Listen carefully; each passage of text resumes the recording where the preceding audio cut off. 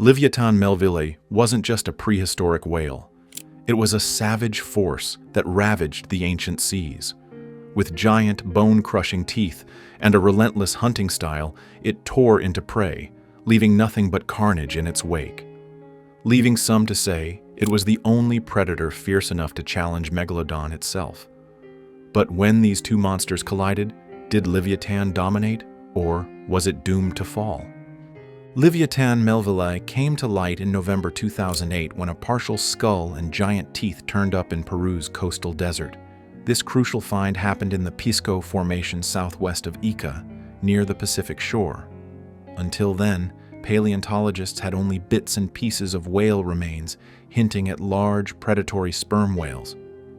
But with that single discovery, the scientific community gained solid proof of a giant raptorial whale that once flourished about 9 or 10 million years ago.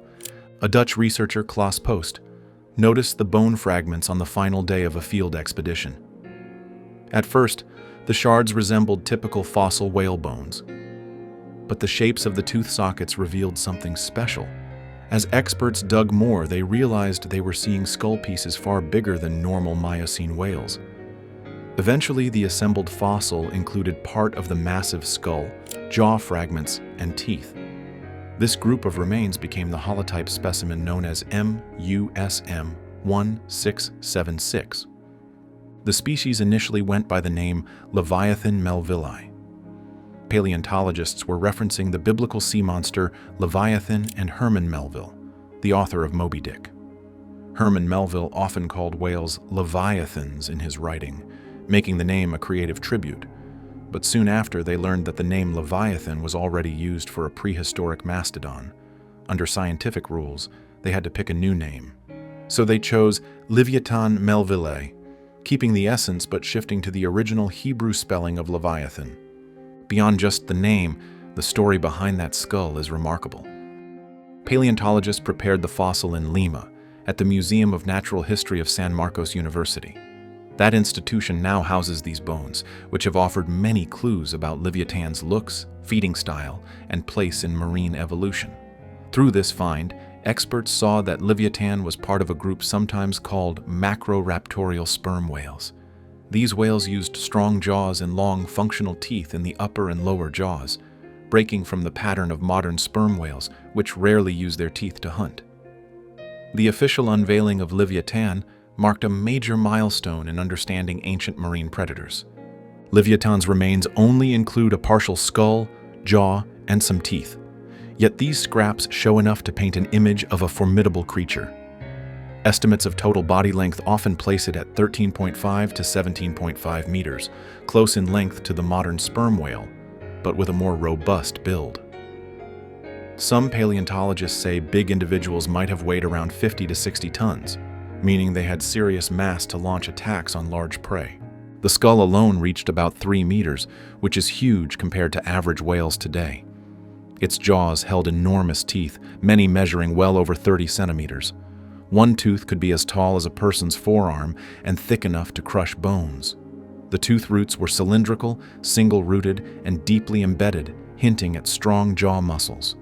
Studies show that the largest teeth were in the 4th, 5th, or 6th positions, where the jaw might produce the strongest clamping force.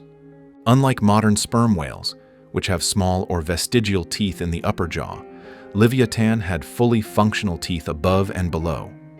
This feature places it in the world of macroraptorial sperm whales. Its snout was shorter, broader, and deeper than a modern sperm whale's, giving it a sturdier mouth area to clamp onto prey.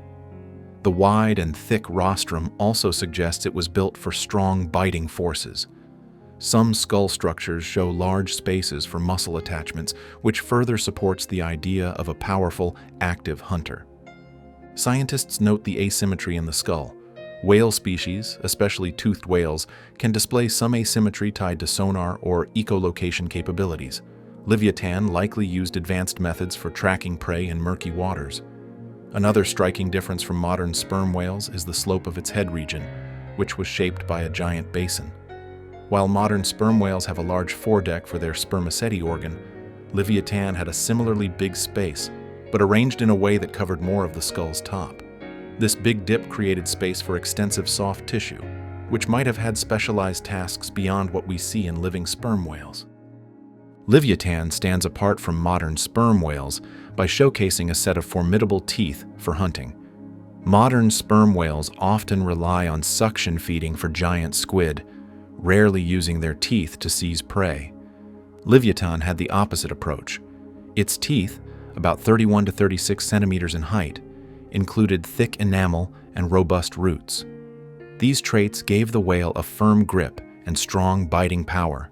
Researchers frequently compare Livyatan to big sharks like Megalodon or to orcas, killer whales, for its feeding style. The arrangement of its jaw, plus the massive skull ridges for muscle attachment, suggests an extreme bite force. While no one can fully measure Livyatan's jaw strength from so few remains, experts piece together data from the design of the bones, the anchor points for muscles, and the wear on the tooth surfaces. Some fossils show evidence that the teeth sheared past each other to slice and grip. This indicates that once Livyatan clamped down, it could tear away large chunks of flesh. The fourth to sixth teeth appear the most robust, possibly generating the best shearing and crushing action. Many had wearing patterns near the tips, implying that they frequently made contact with bone or tough tissues. The cementum around the tooth roots thickened with age, reinforcing each tooth so that it could withstand repeated stress. To hunt large animals, Livyatan needed more than just strong jaws. It also required rapid head movement and a stable body to handle thrashing prey. The short, wide snout likely helped focus biting forces on a smaller area, letting Livyatan rip deep into its victims. Some paleontologists think it might have practiced a method akin to modern killer whales, biting at vulnerable spots like flippers or the tail base to disable large whales. If it had an advanced sense of hearing or echolocation, it could have tracked prey in darkness or at deeper depths, then delivered lethal bites. One striking aspect of Livyatan's skull is the deep supracranial basin running across the top. Modern sperm whales also carry a bulky organ in that region, commonly called the spermaceti organ. In Livyatan, the basin's shape and reach suggest a similarly large mass of oil-filled tissue. Scientists debate how Livyatan used it, since its lifestyle likely differed from that of the modern sperm whale. Modern sperm whales sometimes dive thousands of meters deep to hunt giant squid. They also might use the spermaceti organ for buoyancy control, echolocation, or intraspecies ramming. Livyatan, though, probably hunted near the surface or at moderate depths where baleen whales roamed. Some researchers suspect it used the organ in sonic display, sending out powerful clicks or pulses to disorient prey or to communicate over long distances. The skull's thick sides show it could handle force, so perhaps Livyatan used headbutting tactics too. There is also an idea that the spermaceti organ might have helped control buoyancy. By cooling or heating the waxy substance in the organ, some whales adjust their density. But was Livyatan diving that deep? Evidence suggests it preyed on whales and other large animals not always found at extreme depths, so if it had such control, it may have used it for shorter dives or sudden attacks. Another possibility is that the organ served as a sound amplifier. Toothed whales produce sonar signals, and a large organ could boost these clicks into strong pulses, helping them find and stun big animals. However, the robust jaws and big teeth overshadow the idea that Livyatan needed sonic stunning as a prime tactic. It might have used echolocation for navigation, while the massive teeth and bite force closed the deal. The shape of the basin plus the broad skull behind it also suggests strong neck support for that organ. If it engaged in battles with other giant whales or sharks, perhaps the skull's design let it withstand high-impact collisions. Like a modern sperm whale, the males might have fought each other with head rams over territory or mates. All these possible uses revolve around the same basic theme, a large organ for specialized tasks, from communication to combat. In short, that distinctive basin made Livyatan more than just a big set of jaws. It gave it an advanced toolkit for survival in a competitive sea. Livyatan was born to hunt and devour large prey. Fossil evidence suggests it focused on mid-sized to big whales, seals, dolphins, and possibly large sharks. It likely followed baleen whales that roamed coastal areas or open waters. Some baleen whales at the time measured 6 to 10 meters, well within Livyatan's ability to subdue. As a macroraptorial sperm whale, it didn't rely on suction feeding like modern sperm whales do with squid. Instead, it seemed to prefer direct raptorial attacks, latching onto flesh with enormous jaws. Comparisons with modern killer whales show potential parallels: group attacks, strategic biting, and powerful lunges. But we don't know if Livyatan hunted in pods. Its close relative, the modern sperm whale, forms pods. However, that species mostly eats cephalopods. If Livyatan was more solitary, it might have taken advantage of its massive bulk and fierce bite to bring down prey alone. Given its short, strong rostrum, it could have rammed or battered smaller whales. Then with those big teeth, it tore through flesh and bone. Isotope studies on some remains hint that Livyatan fed high on the food chain. The shape of its teeth, plus tooth-wear patterns, shows it likely bit into thick muscle or bone. Some large whale ribs from that period show gouges that might come from big biting predators. A few shards match the spacing of enormous tooth marks, though direct link to Livyatan remains speculative. Many smaller marine animals, like fish or squids, probably didn't interest it unless times were desperate. The wide jaw gap and thick enamel-coated teeth were overkill for small prey. Instead, Livyatan's diet presumably included energy-rich animals with thick blubber. This preference matches the big sharks like Megalodon, which also thrived on whales. If the environment held enough large prey, Livyatan could maintain its giant body size. Occasional scavenging might have happened if it found a whale carcass, but active predation seems more in line with its design. By focusing on whales, seals, or dolphins, Livyatan carved out a top spot in Miocene seas. It used speed, strong jaws, and cunning to chase or ambush, rarely missing a meal. Against a wounded baleen whale, a single well-placed bite could end the chase quickly, letting Livyatan feast in safety. Livyatan's best-known fossils come from South America, particularly Peru's Pisco Formation and Chile's Bahia Inglesa Formation. These sites date back roughly 9 to 10 million years ago, putting Livyatan in the late Miocene. The Pisco Formation has yielded well-preserved marine fossils, including multiple whales, seals, turtles, sharks, and more. When Livyatan was alive, that area featured nutrient-rich coastal waters. Upwellings might have supported large populations of baleen whales, making a perfect feeding ground for an apex hunter. Further evidence of huge Livyatan-like teeth has also surfaced in places like Argentina, Australia, and South Africa, often labeled CF, Livyatan. The term CF means the material resembles Livyatan but might be from a close relative. Some teeth in these regions date to around 5 million years ago, hinting that giant raptorial sperm whales or Livyatan itself persisted into the early Pliocene. If so, it had an impressive reach across multiple ocean basins. A find in Beaumaris Bay, Australia, revealed a giant sperm whale tooth around 30 centimeters long, matching Livyatan's known dimensions. Another pair of large teeth turned up in coastal South Africa. Each discovery suggests a truly global distribution. Possibly, Livyatan followed prey wherever warm waters and abundant whales existed. The global climate in the Miocene offered open seaways and warmer zones in many parts of the world, helping large marine predators spread widely. Yet the fossil record remains uneven. Many shorelines or marine deposits from that era remain unexplored or poorly sampled. Temperature shifts might have steered migrations, limiting how far Livyatan ventured. But from what we do know, it thrived in temperate to subtropical seas. Some experts propose that large raptorial whales, including Livyatan, preferred mid-latitude habitats where big whales ventured.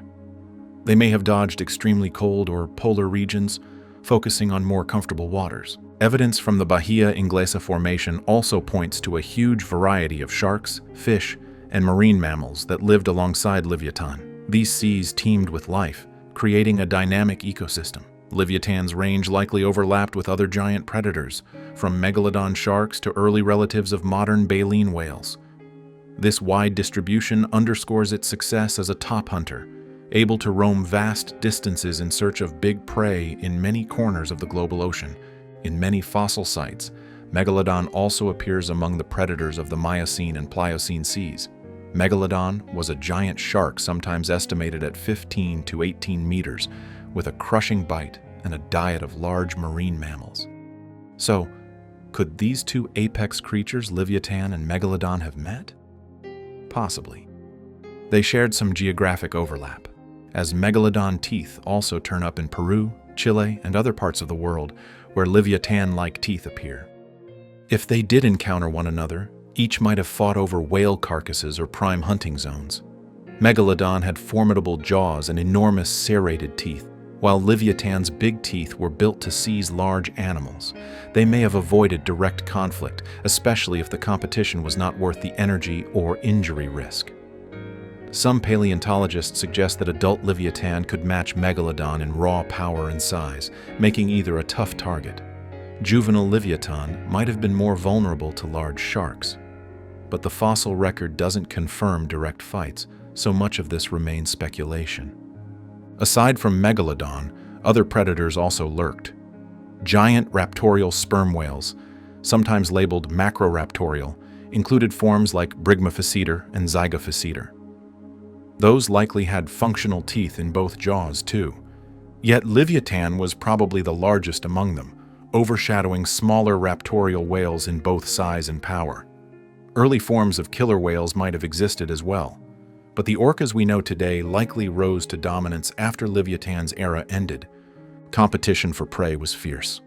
The Miocene seas had multiple large predators chasing whales, seals, or big fish. Each predator might have specialized in different prey or different hunting strategies.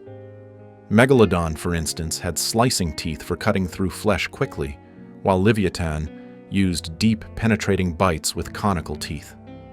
If a dead baleen whale floated on the surface, scavengers like sharks or other whales might gather. In those situations, the biggest or the one with the best pack strategy might drive off others. This tension among apex predators influenced marine evolution.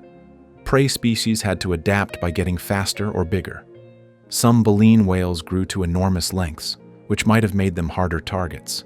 For Livyatan, every successful hunt kept it strong, while competition ensured only the most efficient predators survived.